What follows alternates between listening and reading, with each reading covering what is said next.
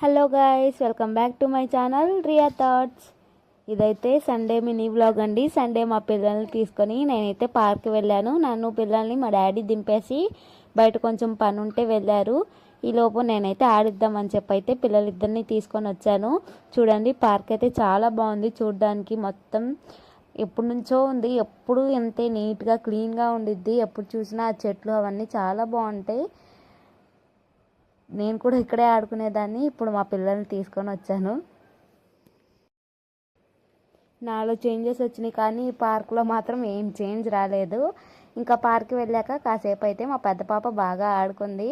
మహా అయితే ఒక 15 మినిట్స్ ఆడుకుందేమో. ఈలోపు మా డాడీ వచ్చేసారు. ఇంకా మా చిన్న పాప ఫుల్ ఏడుస్తుంది.